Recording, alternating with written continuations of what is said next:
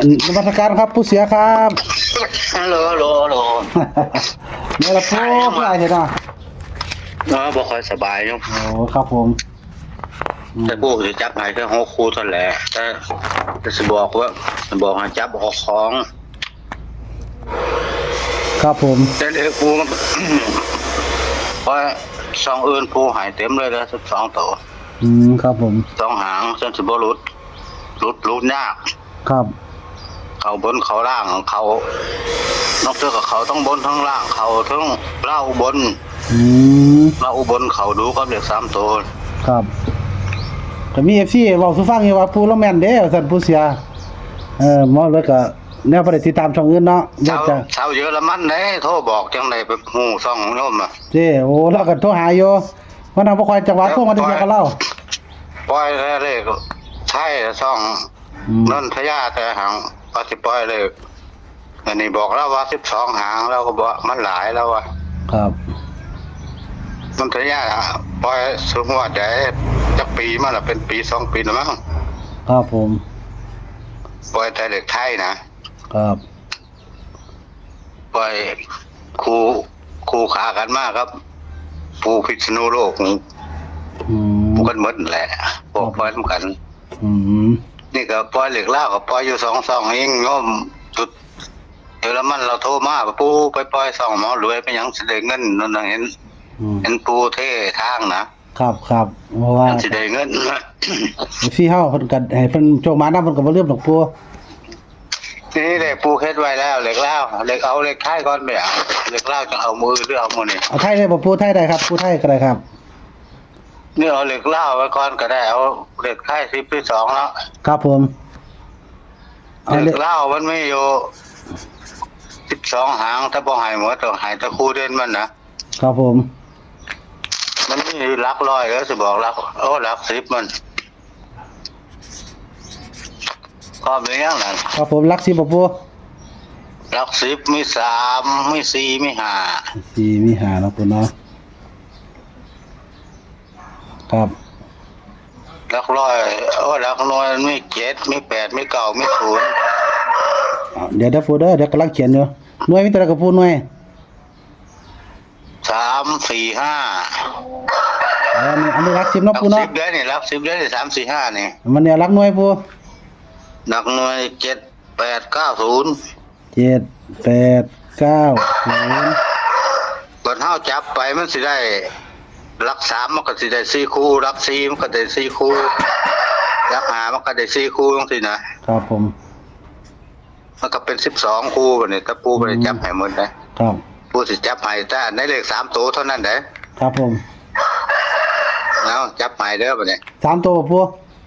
3ตัว 3ตัวก่อนครับ 495เอา459 459 458 459 458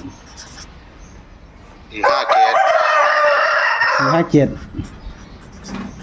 238 238 239 239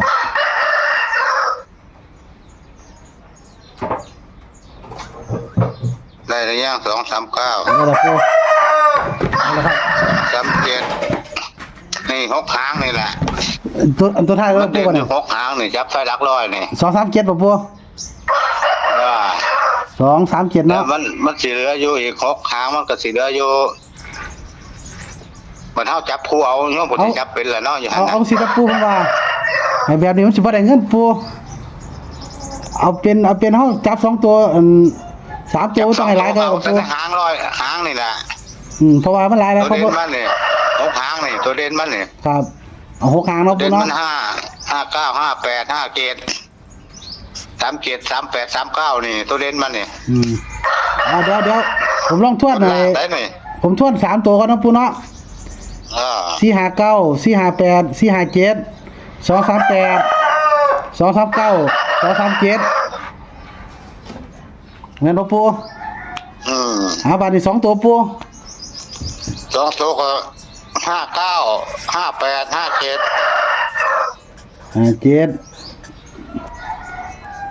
ตัวอีกปู่บัดนี้ 2 37 38 39 6หางตัว อ๋อ37 38 39นะปูเนาะ แต่เลขมันมีอยู่12หางทั้งหมดเข้าใจบ่ เข้าใจอยู่ปูเออ แต่ถ้าเฮาจับเอาน้ำสิให้ไปนี่หลัก10มันก็3ตัวหลัก10มัน3ตัวหลักหน่วยมัน4ตัวมันจับได้12คู่แม่นบ่นี่เห็นผู้จับไว้เด้อผู้สิบอกอย่าไปลงเด้อสิว่าบอกไล่ไปเลยนะ อืม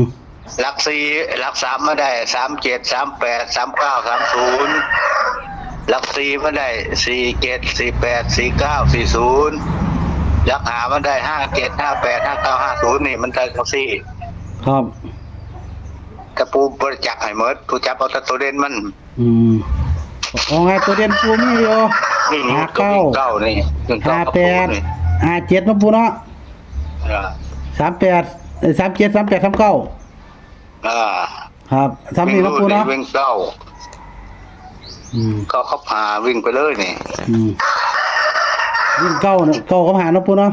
เก้าเขาพามื้อนั้นก็รูด4กับเก้ามันก็มาเก้าบ่เห็นน่ะ ครับผม แต่เก้า2ก็มีอยู่หังบ่ได้หายไปหมดมื้อนั้นต้องเก้าไหมตรงๆเลย อืม ปล่อยต้องหมู่เพิ่นก็มันเข้าทั้งบนทั้งล่างทั้งอุบลแล้วเลขทูปเขาอุบล ครับ เลขฝันเนี่ยเขาอุบล70อืม เดี๋ยวบัดฝันก่อนจังสิโทรไปบอกเด้อ ครับผม แต่เลข6ตัวนี่คู่ที่ผู้สิเน้นเด้อบัดนี้ ครับ ผู้สิเน้น38กับ39 2คู่นี่ 38 39นะปูเนาะ บนล่างเลย ครับผม เห็นไปบนล่างเลย บนล่างนะปูเนาะ ถ้าให้หมดมันนี่มัน12คู่น่ะโยม ครับผม แต่ผู้ก็ตัดให้แต่คู่มันเด่นๆเนี่ย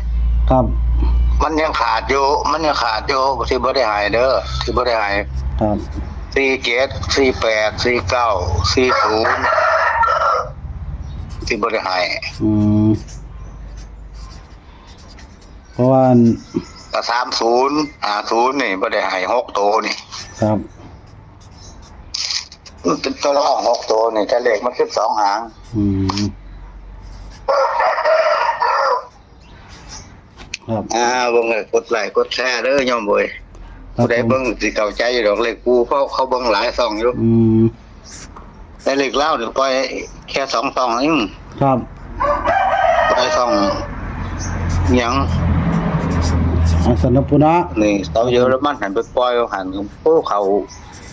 กู้หวดมันบ่หลุดจักเทื่อเนาะมันบ่หลุดอยู่หวดเดียวนี่เขา3ตัวตรงๆ2หวดติดก็มาเหมือนก็มาเข้าโตดอีก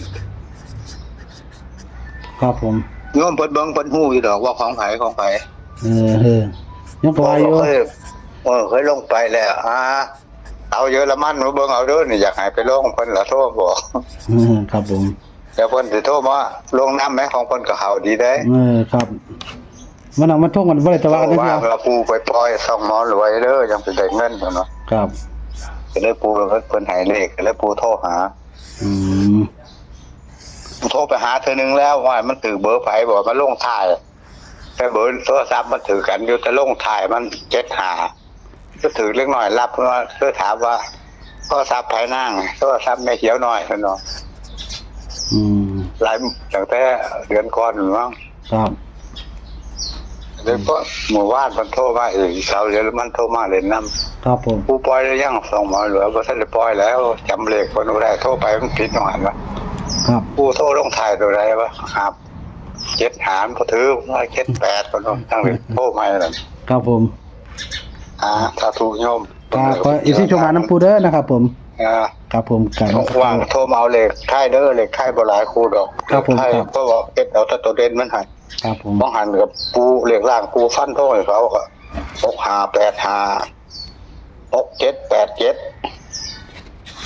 มันบ่เข้าโตเด่นปูเน้น